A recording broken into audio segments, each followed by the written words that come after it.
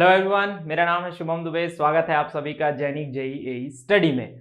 तो हम लोग अपना इरिगेशन का सब्जेक्ट पढ़ रहे थे, जहां पर हम लोगों ने अपना 2 चैप्टर फिनिश कर लिया है और अपने तीसरे चैप्टर में हम आ चुके हैं। ठीक है, तो हम लोगों ने अपने तीसरे चैप्टर, हमारा कौन सा था? हमारा तीसरा चैप्टर था डिजाइन ऑफ कैनल। ठीक है, जहां हम लोगों ने देखा कि लाइन कैनल क्या होता है ना, और अनलाइन कैनल क्या होता है। कल हम लोगों ने देखा था कि कैनल लाइनिंग क्या होती है। ओके, कैनल लाइनिंग के बारे में मैंने आप लोगों को बताया था कि कुछ इस तरीके का होता है कि आपका कुछ इस तरीके का कैनल है। आप लोग देखे होंगे 2 तरीके के कैनल, है ना। कैनल का मतलब नहर। ठीक है, आप लोग आसपास कभी आते जाते 2 तरीके के नहर देखे होंगे। एक देखा होगा जो कंक्रीट से बना हुआ होता है। ठीक है, कंक्रीट का इस तरीके से बना दिया जाता है, वो उसे हम क्या कहेंगे? Line canal. और जहां कंक्रीटिंग नहीं होती है, जस्ट एक मिट्टी वाला जो नहर होता है, उसे हम क्या बोलते हैं? Unlined canal. ठीक है, तो जब ये कोई अनलाइन कैनल है, उसमें हम क्या करते हैं? इम्परवियस मटेरियल जैसे सीमेंट कंक्रीट। सीमेंट कंक्रीट से हम लोग क्या करते हैं? एक लेयर लगा देते हैं, उसका मतलब कंक्रीटिंग कर देते हैं। मतलब उस प्रोसेस को क्या कहते हैं? हम लोग कैनल लाइनिंग कहते हैं। अब इस प्रोसेस से होता क्या है? जो आपके सॉइल के पोर्स हैं वो सारे बंद हो जाएंगे, तो आपका सीपेज का जो लॉस होता था, ठीक है, अबाउट 30% ऑफ कैनल वाटर क्या होता था? सीपेज के थ्रू लॉस हो जाता था। तो वो लॉस क्या हो जाएगा? वो रिड्यूस हो जाएगा, है ना। तो ये उसका बेनिफिट था कैनल लाइनिंग का। फिर आप लोगों ने देखा लाइन कैनल क्या होता है, अनलाइन कैनल क्या होता है, ये सारी चीजें हम लोगों ने देखी थी। उसके बाद हम लोगों ने देखा था 2 थ्योरी के बारे में पढ़े थे हम लोग। ठीक है, 2 थ्योरीज देखे थे। किसमें? अनलाइन कैनल में। मैंने आपको बताया था कि अनलाइन कैनल आपका ज्यादा इंपॉर्टेंट है, क्योंकि उसमें से 2 थ्योरीज आती है। कौन कौन सी 2 थ्योरीज आती है? एक होता है खोसला थ्योरी, सॉरी, एक होता है आपका कैनेडिस थ्योरी, और सेकंड होता है आपका लेसिस थ्योरी। तो कल कैनेडिस थ्योरी हम लोग फिनिश कर चुके हैं। कैनेडिस थ्योरी में याद रखने वाली चीजें कौन कौन सी है कि ये किस पे बेस्ड होता है? अपर बारी दोआब सिस्टम पे, है ना। ये किस पे बेस्ड होता है? कैनेडी थ्योरी किस पे बेस्ड है? अपर बारी दोआब सिस्टम पे। कल मैंने समझाया हुआ है अपर बारी दोआब सिस्टम क्या होता है ना। उसके बाद हम लोगों ने देखा था, उसका ऑब्जर्वेशन हम लोग देखे थे कि अगर कैनेडी थ्योरी क्या कहता है कि अगर किसी कैनल में, ठीक है, किसी कैनल में या किसी चैनल में क्या होता है, अगर नो सिल्टिंग और नो स्कोरिंग का कंडीशन होता है, तो उसे हम क्या बोलते हैं? रेजिम चैनल कहते हैं। ठीक है, ऐसे चैनल को या ऐसे कैनल को हम लोग क्या, एक ही चीज है, ठीक है, उसे हम क्या कहते हैं? रेजिम कैनल कहते हैं। यहां तक की चीजें देखे थे। उसके बाद हम लोगों ने क्या देखा था? उसकी डिजाइनिंग देखी थी कि कैसे हम लोग कैनेडिस थ्योरी से उसे डिजाइन करते हैं, है ना। कैसे हम लोग कैनेडिस थ्योरी के अकॉर्डिंग उसको डिजाइन करते हैं। ठीक है, चलो अब आज के में क्या देखना है हमें? आज हमें पढ़ना है लेसिस थ्योरी के बारे में। लेसिस थ्योरी के बारे में हमें पढ़ना है। ठीक है, कि लेसिस थ्योरी क्या होता है, क्यों लेसिस ने क्या बताया। ओके, तो इस बारे में हम लोग पढ़ेंगे। तो देखो, लेसिस की जो थ्योरी थी सबसे पहले ये जान लो कि ये थ्योरी दिया गया था 1939। ठीक है, ओके, तो 1939 में ये थ्योरी दिया गया था, और 1939 से 40 लिख सकते हो। ठीक है, इस बीच में इस थ्योरी को दिया गया था। उसके बाद अब देखो क्या करना है। इन्होंने क्या बताया? इन्होंने देखा कि जो कैनेडी का जो थ्योरी था, कैनेडी ने जो थ्योरी दी थी, उसमें इन्होंने बहुत सारे ड्रॉबैक फाउंड किए। ठीक है, तो यहां पर लिख सकते हो आप लोग, ही फाउंड्स मैनी ड्रॉबैक्स इन कैनेडीज थ्योरी। ठीक है, मैनी ड्रॉबैक्स इन कैनेडीज थ्योरी। ठीक है, तो इन्होंने कैनेडिस के थ्योरी में बहुत सारे ड्रॉबैक्स फाइंड किए। ठीक है, इन्होंने देखा कि कैनेडिस की जो थ्योरी थी उसमें बहुत सारे ड्रॉबैक थे। ओके, अब उसको कमी को पूरा करने के लिए इन्होंने अपना एक थ्योरी दिया, है ना। अब देखते हैं कि क्या ड्रॉबैक थे। भाई, अगर इन्होंने कहा है कि कैनेडी के थ्योरी में कुछ ड्रॉबैक थी, तो अब ये भी जानना जरूरी है कि क्या ड्रॉबैक इन्होंने देखा। ठीक है, तो इन्होंने क्या देखा? ही सेज दैट, या फिर लिख सकते हो यहां पर, according to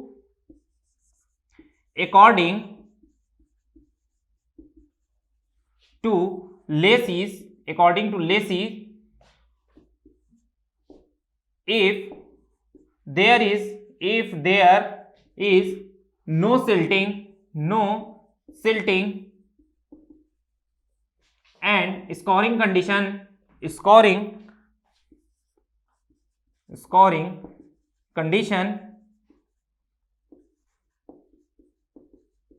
then may not be called as regime channel। क्या कहा इन्होंने, मान लीजिए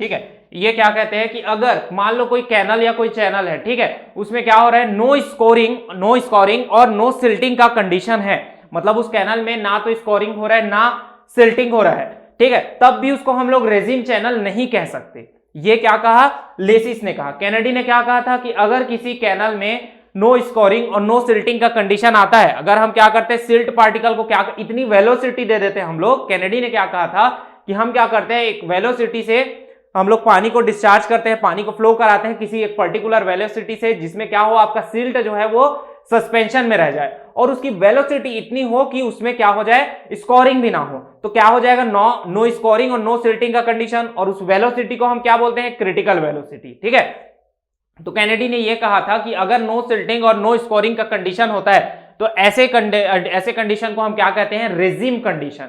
लेकिन इन्होंने क्या कहा, लेसिस ने क्या कहा है, लेसी ने कहा कि नहीं, कैनेडी का जो वो थ्योरी था वो गलत है। अगर किसी कैनल में नो स्कोरिंग और नो सिल्टिंग का कंडीशन होता है, एग्जिस्ट भी करता है, तब भी उसको हम क्या कहेंगे, उसे रेजिम चैनल नहीं कहेंगे।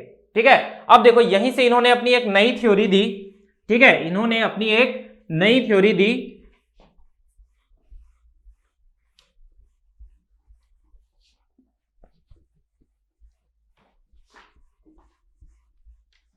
ठीक है, इन्होंने क्या अपना नया थ्योरी दिया, ही सेज दैट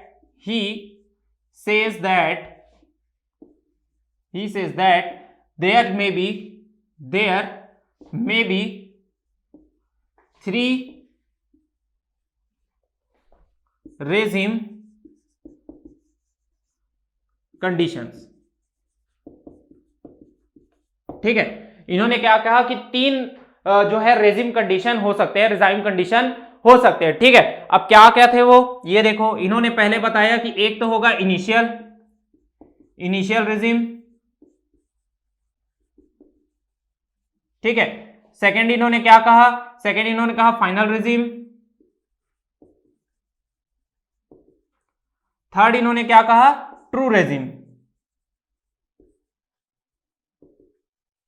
ठीक है, तो 3 रेजिम कंडीशन होंगे इनके अकॉर्डिंग, लेसिस के अकॉर्डिंग। कैनेडी ने तो कहा था कि नो स्कोरिंग नो सिल्टिंग का कंडीशन है तो उसको हम क्या बोलेंगे, जस्ट रेजिम कंडीशन बोल देंगे। लेकिन लेसिस ने क्या कहा कि नहीं नहीं, एक रेजिम कंडीशन नहीं होता है, 3 रेजिम कंडीशन होता है। ठीक है, अगर आपका नो स्कोरिंग और नो सिल्टिंग का कंडीशन है तब भी उसको हम क्या कहेंगे, वो उसको हम लोग रेजिम कंडीशन नहीं कहेंगे। ठीक है, इन्होंने कहा कि नहीं नहीं, उस कंडीशन के बाद भी और कंडीशन है जिसके अकॉर्डिंग मैं क्या कहता हूं, उसे एक रेजिम कंडीशन होगा, सॉरी एक इनिशियल रेजिम होगा, एक फाइनल रेजिम होगा, एक ट्रू रेजिम होगा। ठीक है, तो एक एक करके तीनों चीजों को देखते हैं, है ना। इन तीनों चीजों से, तीनों थ्योरी से 1-2 क्वेश्चन बन जाते हैं, इसलिए तीनों को अच्छे से देखते हैं कि क्या है ये चीजें। उसके बाद हम लोग देखेंगे नेक्स्ट वीडियो में, इसका देखेंगे कि हम लोग कैसे इससे डिजाइन करते हैं और क्या कैनेडीज थ्योरी और हमारे लेसिस थ्योरी में क्या डिफरेंस है। ठीक है, चलो देखते हैं।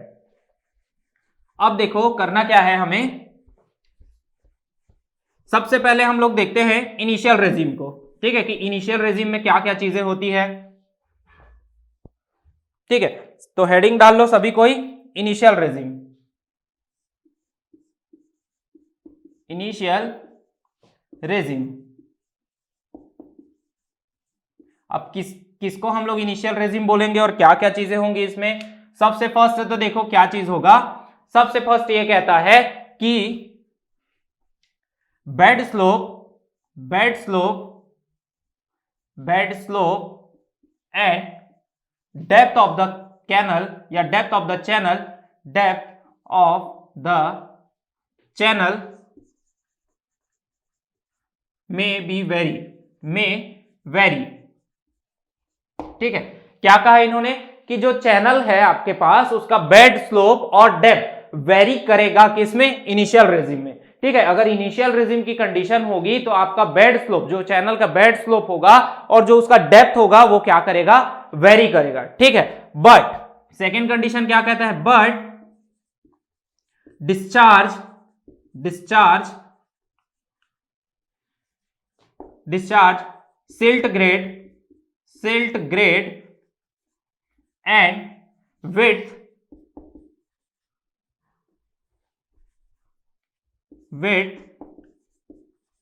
of the channel are constant। ठीक है, अब देखो दोनों लाइन को अच्छे से समझना।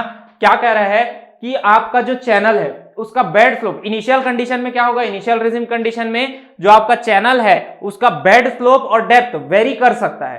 ठीक है, उसका डेप्थ और उसका बेड स्लोप वेरी कर सकता है, लेकिन उसका जो डिस्चार्ज होगा सिल्ट ग्रेड होगा और विड्थ होगा वो वेरी नहीं करेगा, वो कांस्टेंट रहेगा। ठीक है, और थर्ड और मोस्ट इंपॉर्टेंट कंडीशन ये तो होगा ही, है ना, no silting and scouring, no silting and scouring, ये तो एग्जिस्ट करेगा ही करेगा। ठीक है, तो ये तीन चीजें उन्होंने बताई। ओके, अब देखो इसमें आपसे पूछेगा क्या, अब इनिशियल रेजिम कंडीशन से आपको क्वेश्चन क्या पूछता है एग्जाम में। अब आपसे क्वेश्चन ये पूछेगा कि इसमें इंडिपेंडेंट वेरिएबल्स कितने हैं, है ना, इंडिपेंडेंट वेरिएबल्स कितने हैं। तो देखो इंडिपेंडेंट वेरिएबल कितने हैं, डिस्चार्ज, सिल्ट ग्रेड और विड्थ, ये तीनों क्या है, कांस्टेंट रहेंगे। ठीक है, तो इंडिपेंडेंट वेरिएबल्स कितने रहेंगे, इंडिपेंडेंट वेरिएबल्स कितने रहेंगे, इंडिपेंडेंट वेरिएबल आपके पास रहेंगे 3। ठीक है, तो यही आपसे क्वेश्चन पूछता है कि नंबर ऑफ इंडिपेंडेंट वेरिएबल कितने होंगे इनिशियल रेजिम कंडीशन में। तो इनिशियल रेजिम कंडीशन में नंबर ऑफ इंडिपेंडेंट वेरिएबल कितने होंगे, 3। क्लियर है, यहां तक की चीज क्लियर रहेगी। तो ये था इनिशियल रेजिम का कंडीशन। ओके, कौन कौन से कंडीशन, आपका बेड स्लोप और डेप्थ वेरी कर सकता है, लेकिन आपका discharge, silt grade and width जो रहेगा वो कांस्टेंट रहेगा, और नो सिल्टिंग और स्कोरिंग का कंडीशन इसमें रहेगा। ठीक है, चलो नेक्स्ट देखते हैं हम लोग फाइनल रेजिम। सेकंड क्या है, फाइनल रेजिम कंडीशन।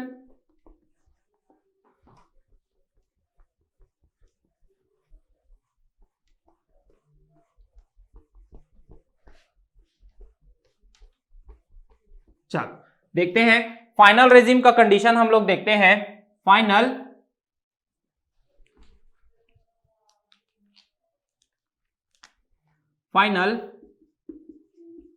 रेजिम। अब देखो फाइनल रेजिम क्या होगा, फाइनल रेजिम के कंडीशन में क्या कहता है, ऑल द पैरामीटर्स, ठीक है, ऑल द पैरामीटर्स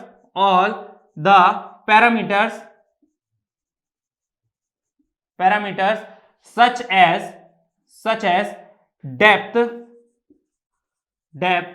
bottom, ठीक है, और उसका क्या रहेगा, slope and rate of flow of water, rate of flow of water are free to vary। ठीक है, all the parameters, final regime condition क्या कहता है, all the parameters, depth, bottom, slope, rate of flow, all the parameters are free to vary. ठीक है, सारे ही parameter इसमें क्या हो सकते हैं, वेरी हो सकते हैं। ठीक है, अब दूसरा चीज इसमें क्या है, और इस चीज को समझना, ये समझने वाली चीज है कि क्या ये कहना चाह रहा है। ठीक है, सेकेंड चीज क्या कह रहा है, ये तो फर्स्ट हो गया।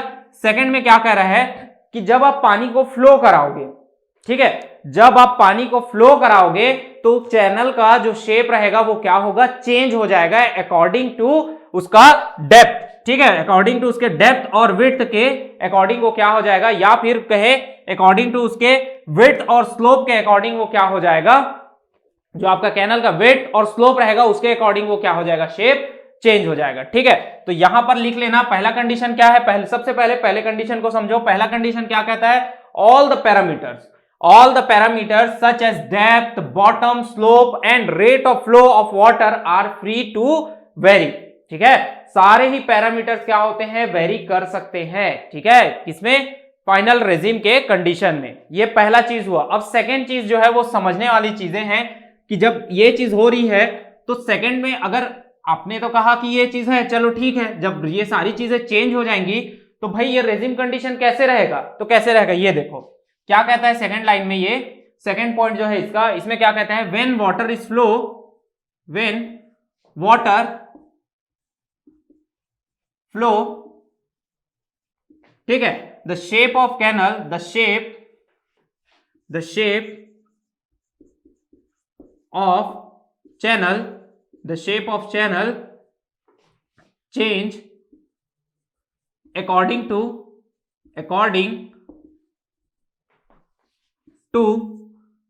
width and slope, ठीक है, according to width and slope. अब आप कहोगे जब भैया चेंज ही हो गया उसका शेप, तो ये नो स्कोरिंग और नो सिल्टिंग का कंडीशन कैसे आया? लेकिन ये क्या कहते हैं कि जब आप इनिशियली वाटर को फ्लो कराओगे, ठीक है, आपने क्या किया, इनिशियली वाटर को फ्लो कराया चैनल में, तो सबसे पहले क्या होगा, उसका शेप जो है वो चेंज हो जाएगा, ठीक है, सबसे पहले क्या हो जाएगा, उसका शेप चेंज हो जाएगा। ओके, अब चेंज होने के बाद क्या होगा, जब एक बार शेप चेंज हो गया उसके बाद उसमें नो सिल्टिंग और स्कोरिंग का कंडीशन आएगा, समझे?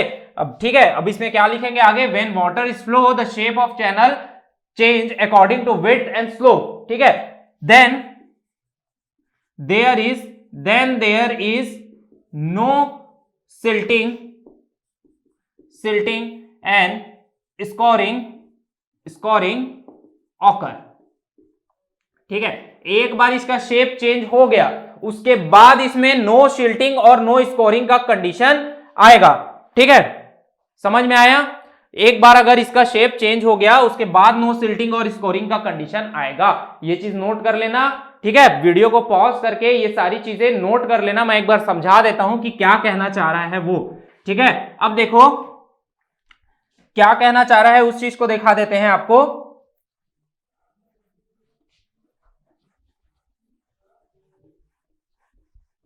ये देखो, ये क्या है आपका, ये आपका कैनल है, ये आपका कैनल है, ठीक है, इसमें क्या किया आपने, वाटर को फ्लो कराया, तो जब इनिशियली आपने वाटर को फ्लो कराया, ठीक है, पानी आपने दिया, इनिशियली वाटर फ्लो हुआ, तब क्या होगा, वहां पर शुरू में तो क्या होगा, इरोजन होगा सॉइल का, ये जो है ये क्या है, अनलाइन कैनल है, कंक्रीटिंग नहीं हुई है, मिट्टी ही है, ठीक है, आपने पानी फ्लो कराया तो इसमें क्या होगा, इरोजन होगा, इस सॉइल के इरोजन के कारण कुछ इस तरीके से शेप इसका क्या हो जाएगा, चेंज हो जाएगा, कुछ ऐसे हो जाएगा चेंज इसका शेप। अब ये क्या कह रहा है कि एक बार ये शेप चेंज हो गया तो ये फाइनल चेंज हो गया, अब इसके बाद एक बार चेंज हो गया इसका शेप, उसके बाद जब कंटिन्यू वाटर फ्लो होता रहेगा तब इसमें क्या होगा, नो सिल्टिंग और स्कोरिंग का कंडीशन लागू होगा, समझ में आया? शुरू में होगा, शुरू में क्या होगा, ये इरोजन के कारण इसका शेप चेंज हो जाएगा, सिल्ट पार्टिकल आएंगे उसके साथ बह करके, ठीक है। पानी में क्या होता है, जब हम पानी डिस्चार्ज करते हैं किसी चैनल में तो उसके साथ सेडिमेंट्स भी आते हैं, है ना। अब जब सेडिमेंट्स आते हैं साथ में तो वो क्या करेगा, इसको सॉइल को इरोड करेगा और इरोड करके इसके शेप को चेंज कर देगा इसके विड्थ और स्लोप के अकॉर्डिंग। उसके बाद क्या होगा इसमें, उसके बाद इसमें नो सिल्टिंग और स्कोरिंग का कंडीशन आएगा, समझ में आया? अब देखो ये चीज समझ में आ गया होगा, तो ये देखो कि जब पार्टिकल जो रहेगा आपका, जब सिल्ट ग्रेड भी चेंज हो रहा है, सारी चीज चेंज हो रही है, तो इसका शेप भी उसके अकॉर्डिंग ही चेंज होगा, ठीक है। तो यहां पर देख लो, अगर सिल्ट का पार्टिकल जो है आपका फॉर कोर्स पार्टिकल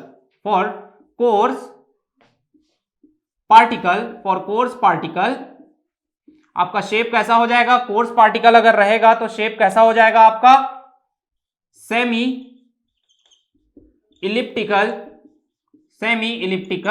शेप, ठीक है, आपका सेमी इलिप्टिकल शेप में आ जाएगा अगर कोर्स पार्टिकल रहेगा। तो अगर आपका फाइन पार्टिकल रहेगा, जो सिल्ट पार्टिकल है वो फाइन रहेगा, for fine particle,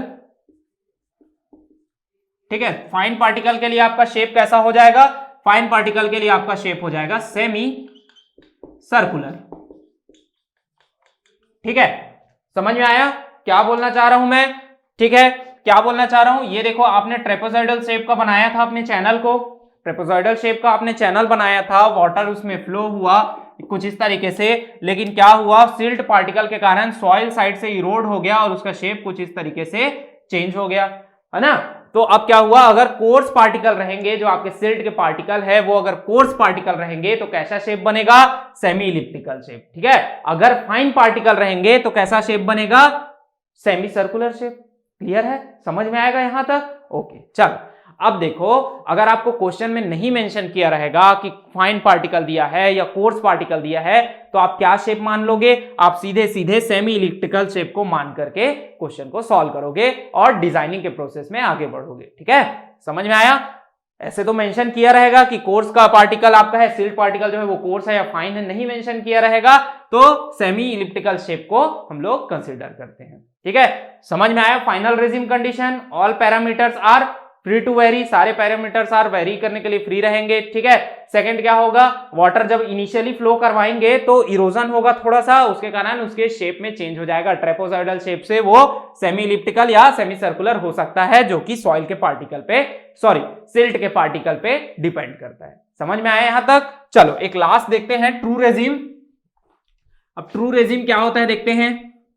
true regime का कंडीशन, अब देखो ट्रू रेजिम कंडीशन क्या होता है। True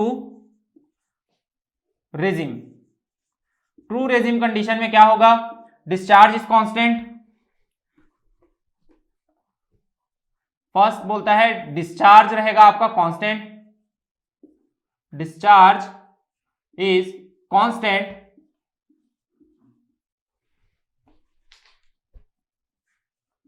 discharge is constant.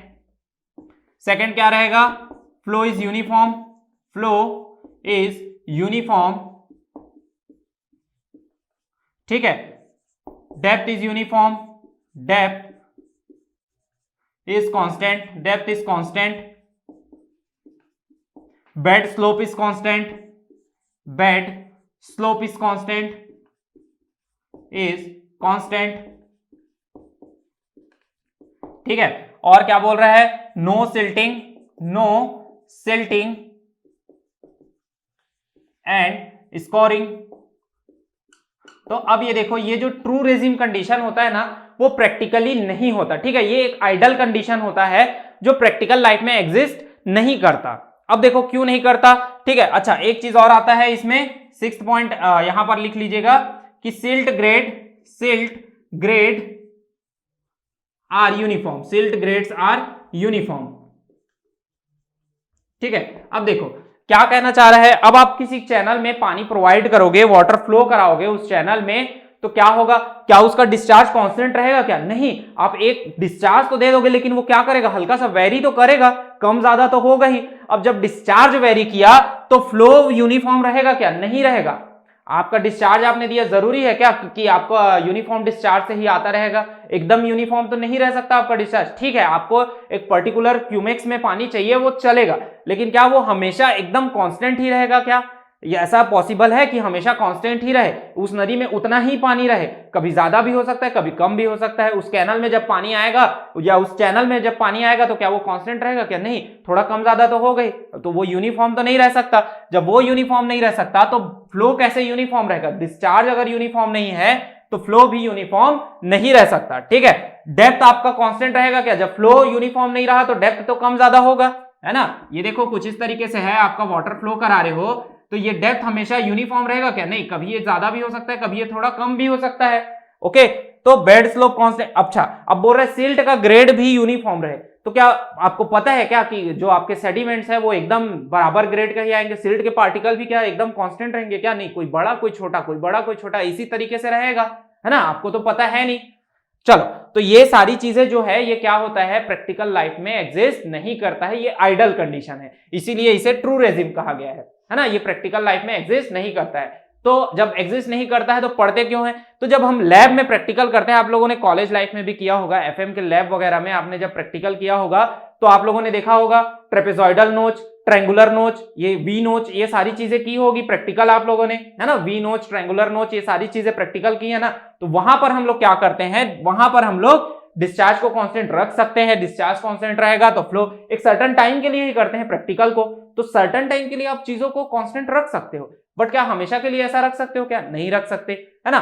तो ये कंडीशन कहां होता है आपका, लैब वगैरह जब हम लोग करते हैं, लैब में प्रैक्टिकल वगैरह करते हैं, वहां पर अप्लाई होता है, बट रियल लाइफ में ये चीज एग्जिस्ट नहीं करती। ठीक है, तो तीन चीजें हम लोगों ने पढ़ी लेसिस के थ्योरी में, क्या क्या चीजें, इनिशियल रेजिम, फाइनल रेजिम और आपका ट्रू रेजिम कंडीशन। ठीक है, अगर ये सारी चीजें समझ में आई हैं, ठीक है। तो आज के इस वीडियो में हम लोग यहां तक रखते हैं, ट्रू रेजिम, इनिशियल रेजिम और फाइनल रेजिम तक का। नेक्स्ट वीडियो में हम लोग इसकी डिजाइनिंग देखेंगे और देखेंगे कि क्या डिफरेंस है केनेडीज और लेसिस के थ्योरी में। ओके, तो उम्मीद है जो चीजें मैंने आपको समझाने की कोशिश की बहुत अच्छे से आपको सारी चीजें समझ में आई होंगी, है ना। और वीडियो पसंद आए, सारी चीजें अगर समझ में आई हो तो वीडियो को लाइक जरूर करना। और अगर कोई डाउट रहता है, अगर कोई चीज समझ में नहीं आती है तो आप कमेंट सेक्शन में पूछ सकते हैं, या फिर आपको टेलीग्राम ग्रुप का लिंक जो है वो डिस्क्रिप्शन बॉक्स में मिल जाएगा, आप वहां पर आकर के भी अपने डाउट पूछ सकते हैं। वीडियो में कहीं डाउट रहेगा तो आप स्क्रीनशॉट खींचकर भी भेज सकते हैं कि यहां पर मुझे डाउट है, तो मुझे आपको समझाने में आसानी होगा। ओके, और चैनल को सब्सक्राइब जरूर कीजिएगा ताकि आपको हर दिन वीडियो का नोटिफिकेशन मिलता रहे और आपका एक भी वीडियो मिस ना हो। वीडियो अच्छा लगे तो वीडियो को शेयर जरूर कीजिएगा ताकि और भी लोगों तक ये जानकारी पहुंच सके, ठीक है। तो मिलते हैं नेक्स्ट वीडियो में, जहां हम लोग देखेंगे कि लेसिस थ्योरी के अकॉर्डिंग हम लोग कैसे कैनल की डिजाइनिंग करते हैं। Okay, thank you.